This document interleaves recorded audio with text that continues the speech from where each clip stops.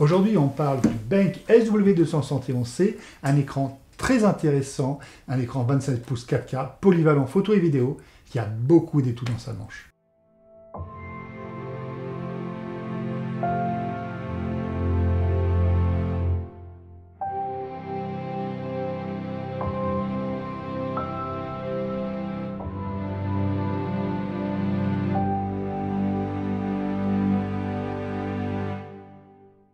Bienvenue dans cette vidéo. Le S271C est un des derniers écrans de chez Benq. C'est un écran avec une dalle IPS anti-reflet. C'est un 27 pouces avec une définition 4K, c'est-à-dire c'est un 3840 par 2160.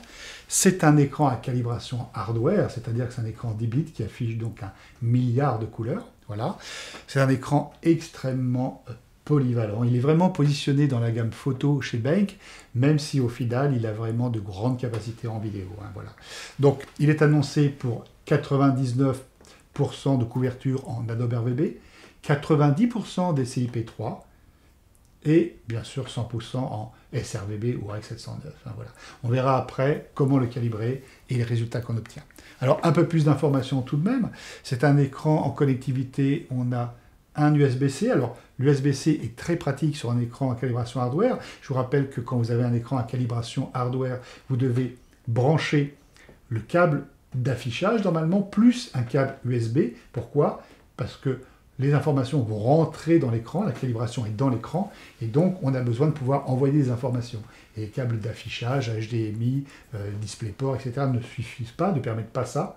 Donc d'habitude, qu'est-ce que l'on fait? On a automatiquement un câble pour l'affichage et un câble USB. D'ailleurs, c'est assez amusant que quand l'écran ne peut pas, ou du moins le logiciel ne peut pas parler avec l'écran, eh bien le logiciel ne se lance pas, il vous dit qu'il ne reconnaît pas qu'il y a un souci. Hein, voilà. Mais avec l'USB-C, on peut avoir aussi bien les informations pour l'affichage que la connexion avec l'écran. Donc vous n'avez qu'un seul câble à brancher. Alors sinon, on a quand même un DisplayPort, on a deux HDMI. Ah, on va revenir après, gros avantage. Donc deux HDMI. On va avoir aussi plusieurs USB en entrée et en sortie. On a aussi un petit USB qui est fait pour connecter cette petite molette. Alors, si vous suivez un peu les écrans Benq, maintenant, c'est pas nouveau. C'est toujours aussi intéressant. C'est-à-dire que cette molette va vous permettre, vous voyez, là, je suis en train de me promener dessus, et je peux tout simplement aller changer, par exemple, mes calibrations. Par exemple, hop, je vais revenir et je vais le remettre en REC 709, voilà. On peut en fait aller dans les menus partout, sans avoir à aller tripoter l'écran, c'est sympa. Surtout quand on travaille dans la pénombre, ça nous évite d'aller mettre les doigts sur l'écran, on attrape juste ça, puis voilà. Alors cela dit, moi je ne tripote pas beaucoup, parce que quand j'installe l'écran en monitoring, a priori j'y touche plus, mais bon, c'est vrai que si jamais vous en servez photo et vidéo, alors c'est un petit accessoire qui est bien pratique, voilà. Dalle mat, je crois l'avoir déjà dit, dalle anti-reflet, livré avec une visière. Alors là, la visière est pour un mode paysage, mais sachez que si vous le mettez en portrait, puisque cet écran se place en portrait, eh bien vous avez les rallonges dans la boîte pour vous permettre d'avoir une visière qui suit toute la longueur pour le mettre en portrait. Voilà. Toujours pareil, hyper facile de monter le pied comme tous les écrans Benq de cette gamme, hein, de toute manière. Quoi d'autre encore? Quoi d'autre? Alors oui, il est donné pour 300 nits, autant que je m'en souvienne. On nous parle d'HDR, bon, comme d'habitude, hein, c'est un peu un côté marketing chez Benq, parce que pour moi, un véritable HDR, c'est du 1000, voilà, donc c'est pas du 1000 nits, hein, c'est un HDR 10, admettons, mais bon, bref. Toujours est-il que même si on ne parle pas d'un écran HDR, les 300 nits avec un contraste de 1000 pour 1, ça donne quand même une très très belle dalle, très très agréable, et la calibration, les résultats sont vraiment au rendez-vous, comme on va pouvoir le voir. Voilà. Quoi d'autre? Encore. Donc son poids, c'est un beau bébé, hein. C'est-à-dire que ça, c'est un écran qui fait plus de 10 kg. Voilà, donc comme vous voyez, il y a certains écrans, vous les attrapez, vous dites « Ah, c'est un petit écran !» Là, voilà, on sait pourquoi on a cette facture et on sait pourquoi on a cette qualité. On est sur un écran qui fait un peu plus de 10 kg. Voilà, ok. Très bien. Donc, je crois que j'ai à peu près fait le tour. De manière maintenant, si vous suivez ma chaîne, tout ça, vous êtes un petit peu habitués. Alors, différence par contre avec avant. Avant, j'ai eu pas mal de problèmes avec les Palette Master. Pourquoi? Parce que c'était pas les dalles. Parfois, les personnes disaient « Oui, l'écran, j'ai un problème pour le calibrer. » c'était pas les écrans le souci, c'était le logiciel Palette Master Element, hein, qui avait quelques faiblesses, c'est-à-dire que régulièrement, quand on leur donnait un espace couleur, comme un DCI-P3 par exemple, ou comme un Rec 709, encore pire en Rec 709, eh bien, quand on faisait le profil, quand on tirait le profil, eh bien, il dépassait. Il dépassait notre cible, en fait. C'était quand même assez pénible, ça. Eh bien, ils ont corrigé. Alors, je ne peux pas vous dire si c'est que la dernière version que je viens de télécharger pour faire le test, ou si jamais, ça fait déjà un petit moment qu'ils l'ont corrigé.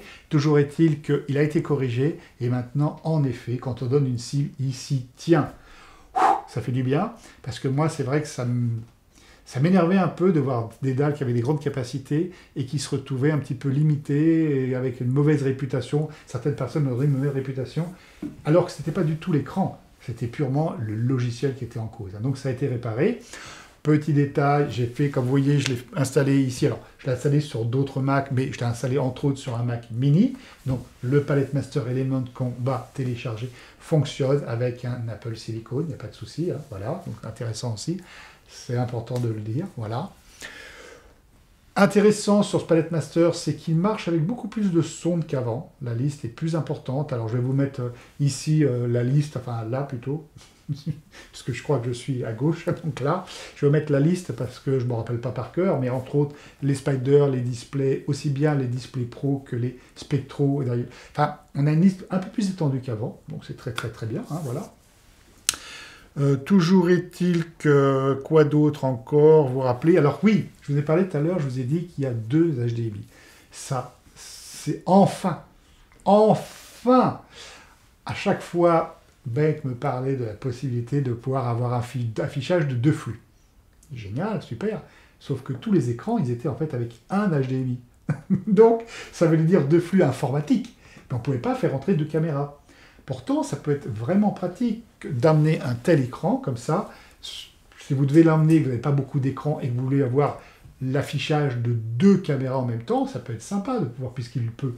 Et bien, ça y est, maintenant comme on a 2 HDMI, et ça marche, je l'ai essayé, on peut en effet brancher 2 caméras en HDMI. On se met après dans les réglages en PPP, et on va lui adresser HDMI 1, HDMI 2, et pof, on a nos 2 images qui arrivent à l'écran. Donc c'est vraiment sympa. Alors, étant donné que c'est un 16/9, fatalement, elles sont bien tronquées, hein, en haut et en bas. Hein. Mais c'est pratique, ça peut être pratique, ça peut vous rendre service d'avoir un écran 27 pouces que vous posez sur une table et d'avoir le retour de 2 caméras directement sur cet écran. Alors, on peut aussi, d'ailleurs, le cas échéant, prendre une image qui prend la totalité et la deuxième caméra qui prend une plus petite place. Si vous avez une caméra principale et vous voulez avoir le retour de la deuxième quand même, voilà, donc c'est possible. C'est possible enfin, puisqu'on a 2 HDMI. Donc voilà, il faut le rappeler. Et je rappelle aussi une petite chose, parfois on me dit, oui, mais Pascal, avec une caméra SDI, on ne peut pas rentrer. Oui, c'est vrai, concrètement, mais il suffit d'utiliser un adaptateur. Hein. Et maintenant, il y en a plein, hein, aussi bien chez Blackmagic, mais il n'y a pas que chez Blackmagic. Hein. Il y en a dans plein de marques. Hein. Et il suffit simplement voilà, de brancher votre SDI dans l'adaptateur. L'adaptateur, selon la manière, alors encore une fois, attention, si vous l'utilisez en monitoring et qu'il n'est pas branché, avec un USB-C, si vous branchez votre adaptateur sur une des prises USB qui est sur le côté, il n'y aura pas assez de courant, hein, okay. Mais à partir du moment où vous avez mis l'alimentation sur l'adaptateur, eh bien, il n'y a aucun problème. Le SDI rentre dans l'adaptateur sort en HDMI, l'HDMI branché sur l'écran, et puis voilà, quoi, je l'ai fait plein de fois, et ça marche très très bien, donc c'est pas un problème.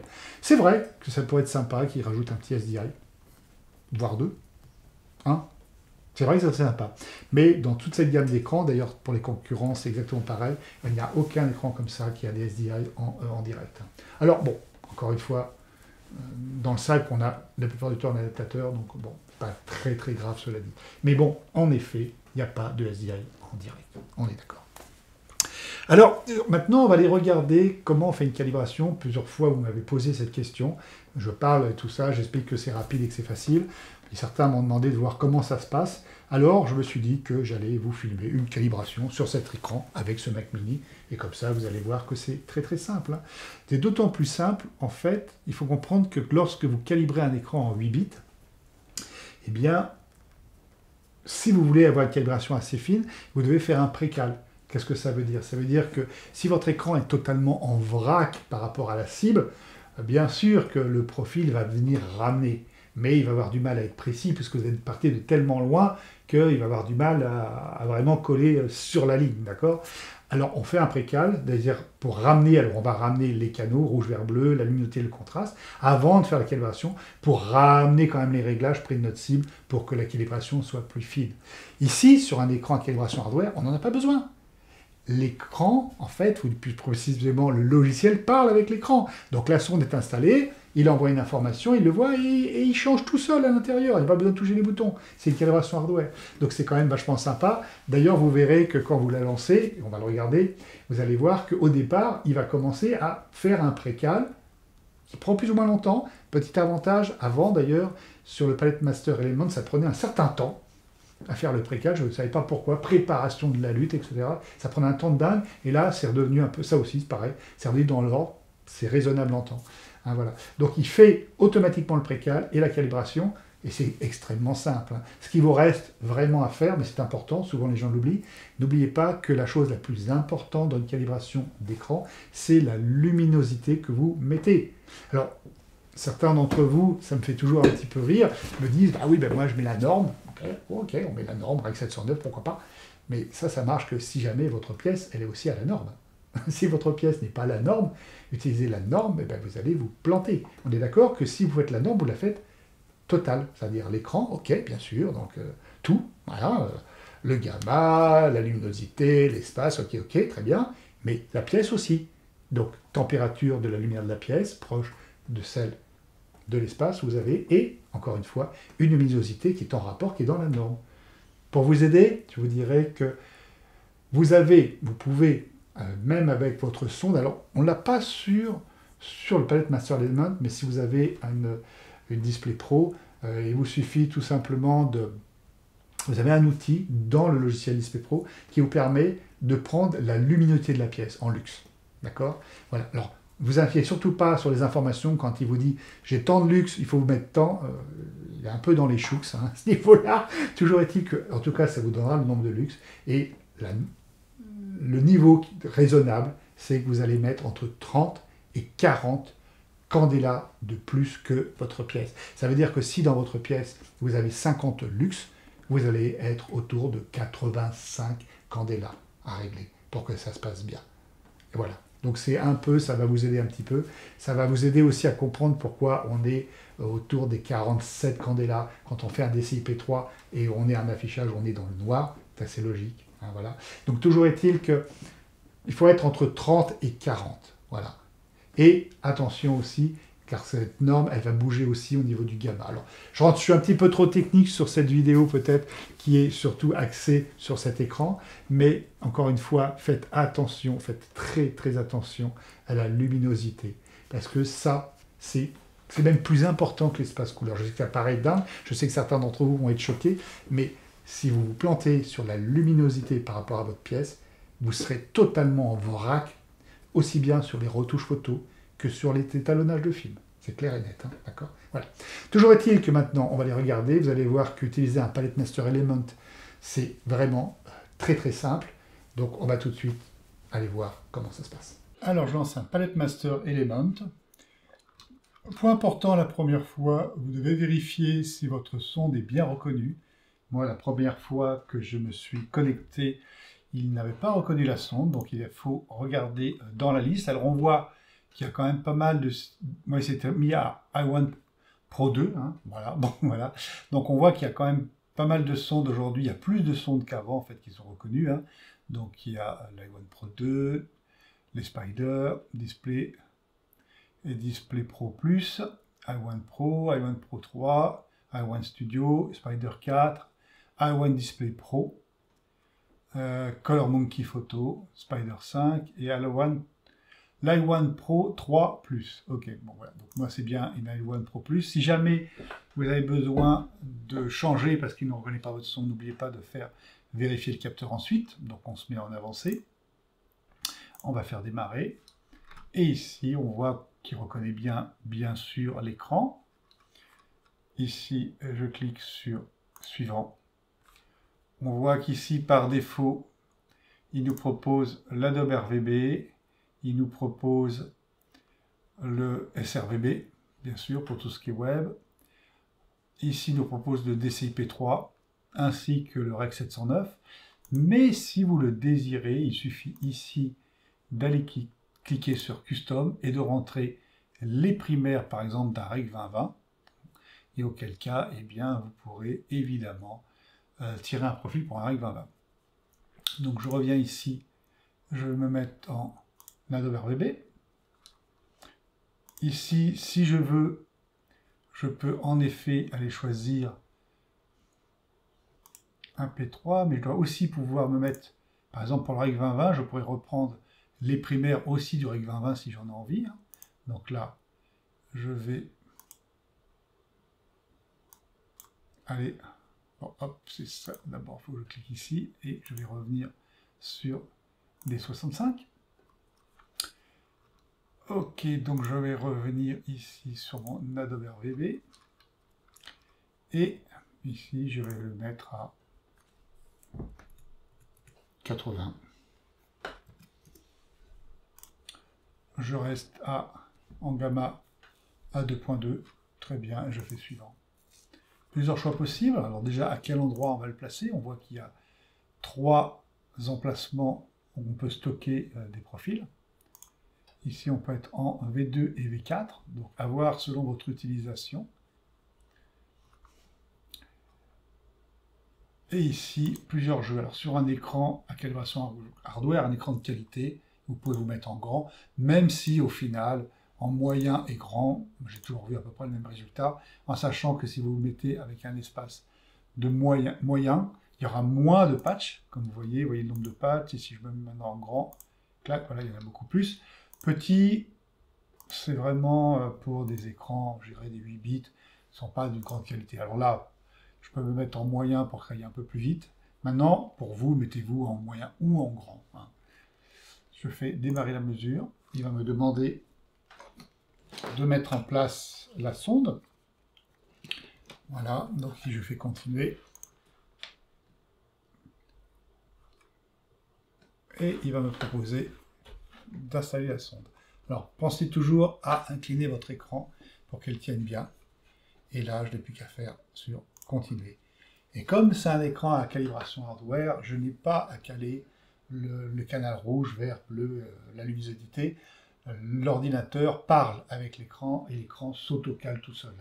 Donc vraiment, au final, un écran de qualité à calibration hardware, c'est encore plus facile à calibrer qu'un écran 8 bits, puisqu'il y a toute une partie qui est automatisée et où il règle ça tout seul sans avoir besoin de nous. Voilà, donc là maintenant, j'ai plus qu'à les étourner, tout simplement. Alors, gaffez-vous, quand vous êtes mis plutôt dans une pénombre, même si vous calculez avant la luminosité que vous avez dans votre pièce pour travailler, bien sûr, il faut toujours choisir une luminosité en rapport avec vos conditions d'éclairage de la pièce où vous travaillez. Vous pouvez bien sûr vous caler sur les caractéristiques de l'espace sur lequel vous voulez travailler. Donc si c'est par exemple un REC 709, il y a en effet des règles, ou du moins des normes, mais c'est pas grave si vous n'êtes pas dans la norme. Ce qu'il faut par contre, c'est réadapter les réglages de l'écran. Voilà. Donc, comme information, pour vous simplifier, je dirais que pensez surtout au choix de la luminosité cible. C'est très très important. Au final, c'est le paramètre qui est le plus souvent oublié, alors que c'est le paramètre le plus important de tous quand on calibre un écran. Je vous donnerai comme information que vous devez vous trouver entre 30 et 40 candélas plus lumineux que votre pièce. C'est-à-dire que si vous analysez la luminosité dans votre pièce et que vous avez une pièce par exemple avec 50 lux, vous devez faire une calibration qui sera autour des 80-85 candélas sur le réglage de luminosité de l'écran. Voilà. D'où le fait, quand on fait un profil pour un DCI-P3, par rapport à la norme, eh bien on est à 47, parce que normalement, on est normalement totalement dans le noir. Voilà. Maintenant, encore une fois, gaffez-vous du gamma. Parfois, je vois des personnes qui continuent à garder un gamma de 2.6, par exemple, pour un DCI-P3, alors qu'ils ne travaillent pas dans le noir. Bien sûr, vous devez réévaluer la luminosité, vous devez vous mettre peut-être plus de luminosité, mais vous devez aussi descendre de gamma. c'est assez facile à comprendre. Bien sûr que ça peut paraître paradoxal de dire que lorsque l'on a une pièce qui est dans le noir, on se dit que le contraste va nous claquer encore plus au visage. Sauf que comme vous descendez la luminosité de l'écran, pareil pour un vidéoprojecteur, quand on descend la luminosité de l'écran, on a aussi un rendu du contraste qui s'affaiblit, et c'est pour ça qu'on augmente le gamma. À l'inverse, quand vous mettez un écran, quand vous le faites claquer beaucoup plus en luminosité, les contrastes sont beaucoup plus violents, et donc on descend le contraste, on descend le gamma. Voilà. Donc si la norme du DCI-P3 c'est 2.6 dans le noir, si vous travaillez dans une pénombre mais sans être dans le noir, vous n'allez plus être à 47 ou 46 de candela au niveau de la luminosité, vous allez peut-être être à 70, et auquel cas, votre 2.6, vous allez plutôt mettre un 2.4, un 2.5, mais pas un 2.6, de manière à avoir un rendu qui sera proche de ce qu'on aura lors d'une projection dans le noir. Voilà. Alors, je vais laisser tout simplement le logiciel tourner, et on se retrouve à la fin, lorsqu'il a fini d'analyser tous les patchs.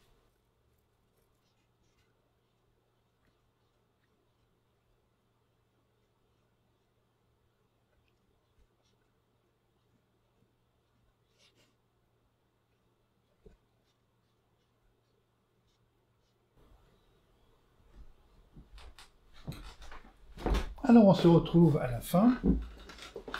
N'oubliez pas, dans ce cas-là, surtout de vérifier l'étalonnage. Il peut très bien y avoir eu un petit problème. Donc le plus simple, c'est d'envoyer la vérification. D'accord? Il va me redemander de remettre à la sonde. Ça va être assez rapide.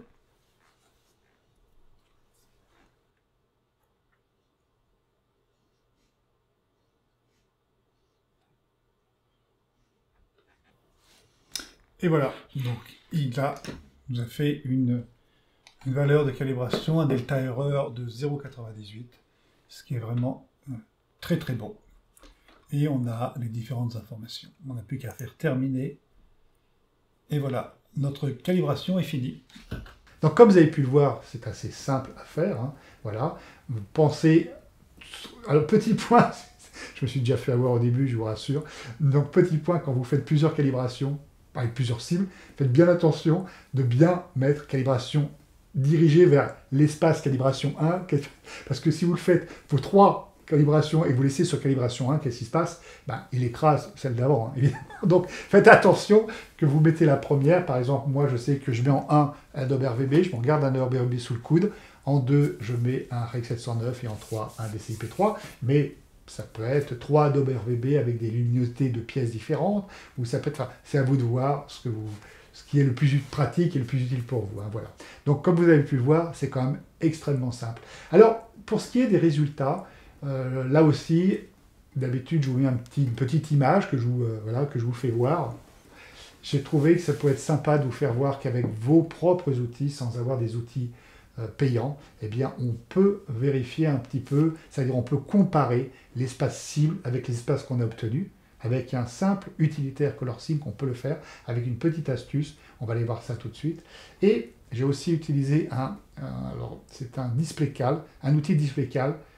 C'est le deuxième outil que j'ai employé et qui va me permettre, lui aussi, d'afficher des résultats, peut-être d'une manière plus facile à analyser que l'outil ColorSync, qui nous fait bien voir où on en est, si on est vraiment dans les choux ou pas, mais ça manquerait peut-être un peu de précision quand on veut vraiment être plus précis.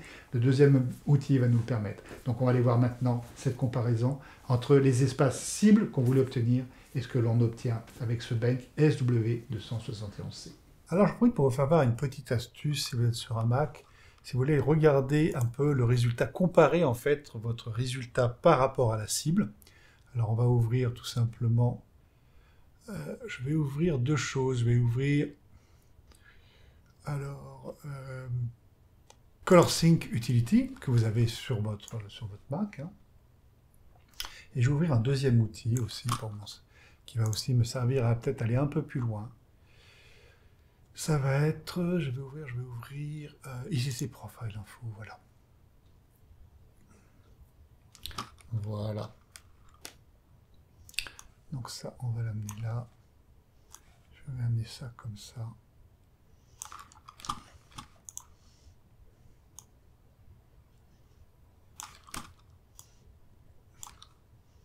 Voilà. Et ça comme ça. Voilà. Alors, on va commencer ici. Je vais tout simplement ouvrir donc mon profil Adobe VB, donc on peut le regarder, mais on peut aussi le comparer. Voilà. Donc pour le comparer, on va alors tout de suite je vais faire l'inverse, c'est à la place de comparer le résultat par rapport à la cible, comme on va aller regarder aussi des espaces que l'écran ne couvre pas, je vais faire la méthode inverse, c'est-à-dire que je vais d'abord aller chercher la cible, donc là c'est un Adobe RVB, même si ici au final ça marchera dans les deux sens parce qu'il va être couvert à 100% à mon avis. Voilà, donc vous voyez je fais ça pour que vous voyez bien qu'on a bien activé l'Adobe RVB. Et l'astuce c'est qu'ici sur la flèche vous allez cliquer et vous allez faire conserver pour la comparaison.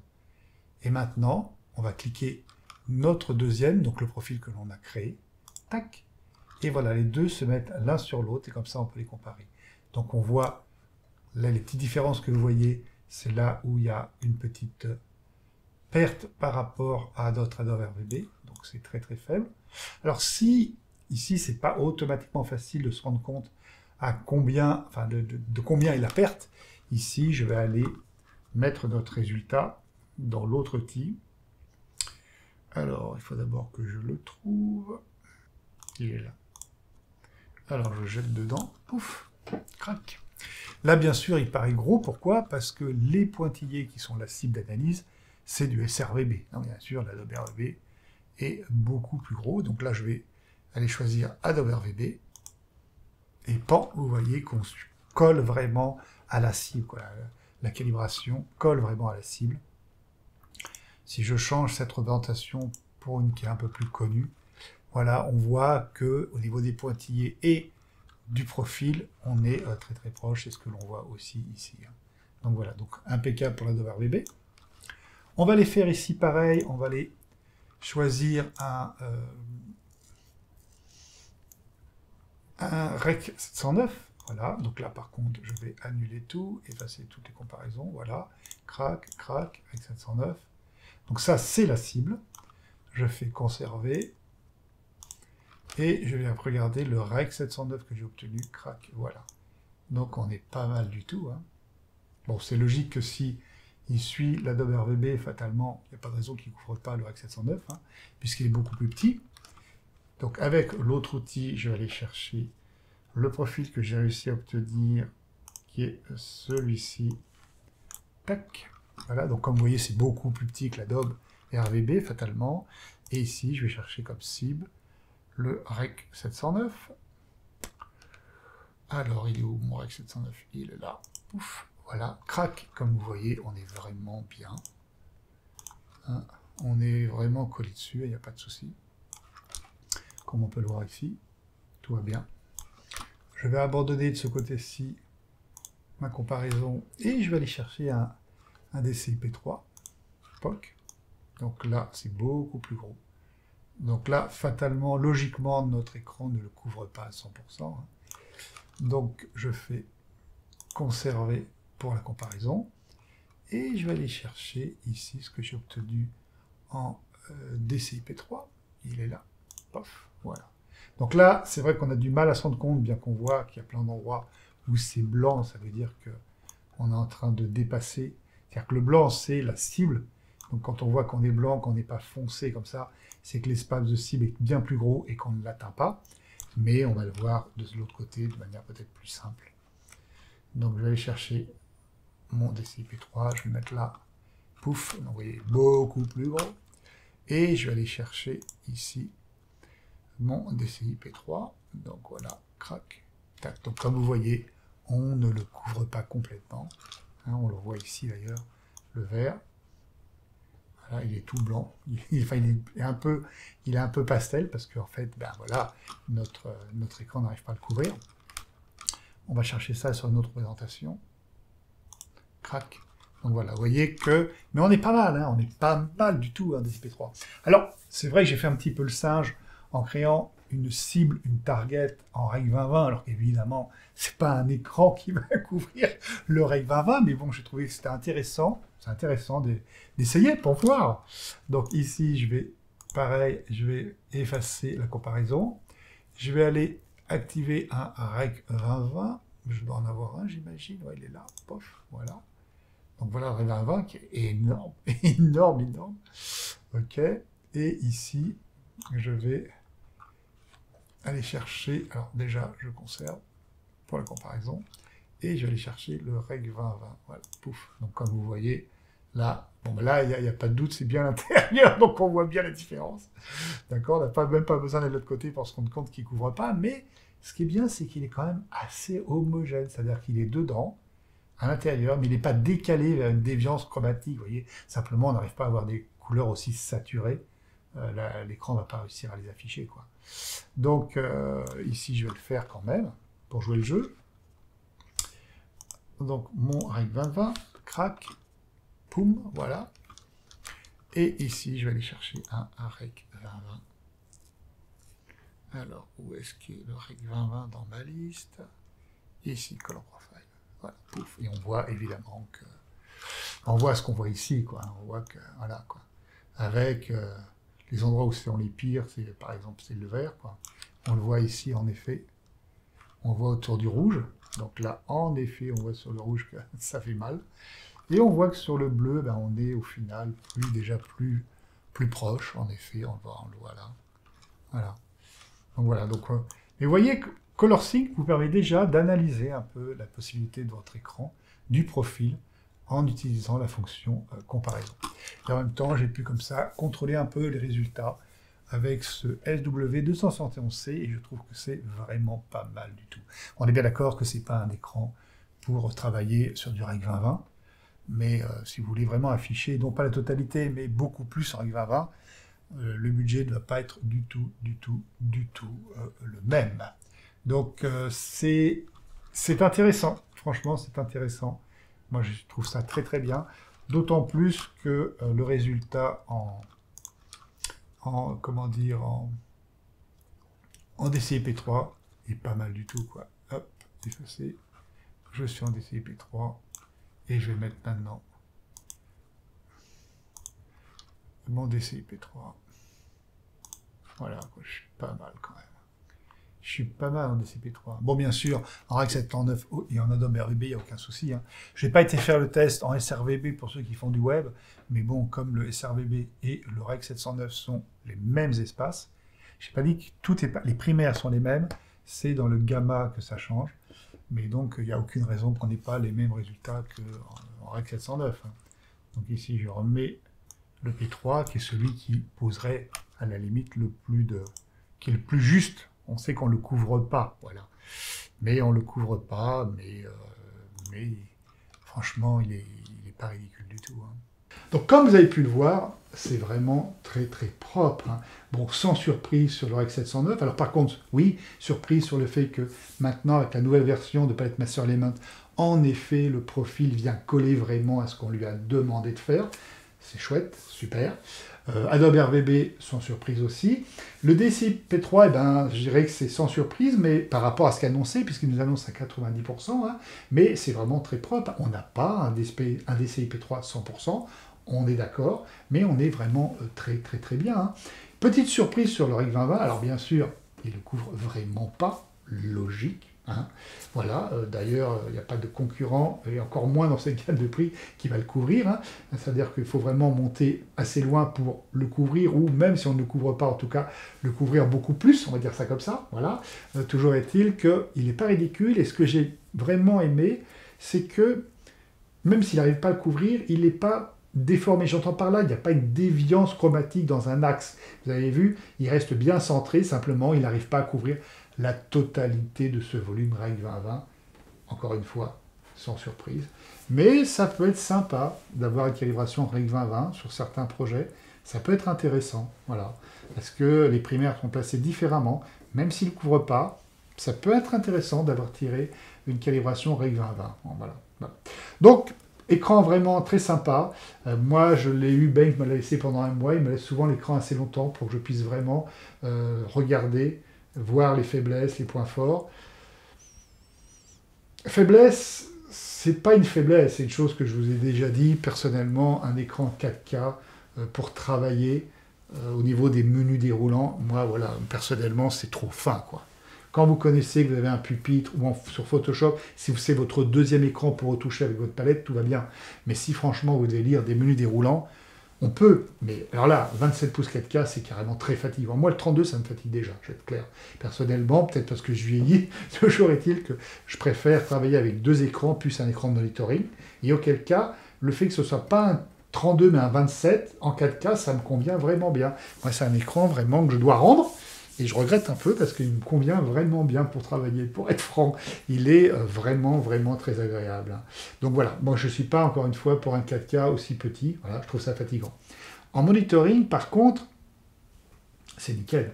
Voilà, on a un écran 4K qui affiche quand même un beau résultat au niveau des profils. Il est juste. La calibration hardware et la mise à jour de Palette Master Element fait qu'elle devient beaucoup plus précise. C'est très très très chouette. Alors, parfois, il y a des personnes qui me disent « Oui, mais Pascal, c'est pas des écrans vidéo, nanana, c'est des écrans informatiques. » C'est surtout des écrans, c'est de l'IPS de très grande qualité, en 10 bits. Hein. Si jamais vous êtes avec un Resolve et que vous voulez brancher cet écran sur une carte Blackmagic, d'accord? Donc vous allez me dire, bah là, la gestion, normalement, c'est par une lutte 3D. Oui, bah exactement comme n'importe quel autre écran vidéo. Hein. C'est-à-dire que vous allez pouvoir tirer une lutte 3D, que vous allez mettre ou dans une box lutte, ou alors que vous allez mettre dans votre Resolve en vraiment la pointant comme, je dirais, comme lutte à appliquer pour l'écran de monitoring, exactement pareil. Et je vous dirais que cet écran est certifié Kalman. Hein. Donc voilà, si vous me dites, ah ben oui, mais nous, normalement, on tire une lutte 3D avec un Spectracal, ou alors on a un Light Illusion, eh bien, il est certifié Kalman. Donc, absolument comme un écran vidéo, comme n'importe quel autre écran vidéo. Donc, arrêtez tout, hein. C'est vraiment des écrans de qualité. Alors, il est dans une tranche de prix et une tranche d'utilisateur. C'est-à-dire que si vous êtes un étalonneur professionnel, est-ce que j'emploierais cet écran ? Peut-être que oui, mais bon, moi je suis peut-être un peu joueur. Je dirais que si jamais vous êtes un étalonneur, vous allez peut-être prendre un autre type d'écran, plus haut de gamme, pourquoi pas. Si par contre vous êtes un indépendant et que quand même vous faites un peu d'étalonnage pour que ça soit propre, là vous avez un écran 4K qui arrive à un prix de 1200 € hors taxe, donc on est en dessous les 1500 € TTC, 4K 10 bits, voilà, c'est bien, que vous pourrez calibrer en calibration hardware ou en tirant une lutte 3D, en demandant à quelqu'un de venir pour la tirer, eh bien, voilà, moi je pense que ça fait vraiment, ça fait vraiment le taf, quoi. Voilà. Perso, il me convient vraiment bien, ce SW271C. Et encore une fois, merci à Benck, merci d'avoir corrigé ce Palette Master Element qui avait des faiblesses et qui là tourne vraiment beaucoup mieux. Voilà. Donc j'espère que vous aurez les informations que vous attendiez dans cette petite vidéo. Et peut-être aussi que cet écran polyvalent va vous faire de l'œil et va vous intéresser. Toujours est-il que je vous donne rendez-vous dans une prochaine vidéo de test d'écran.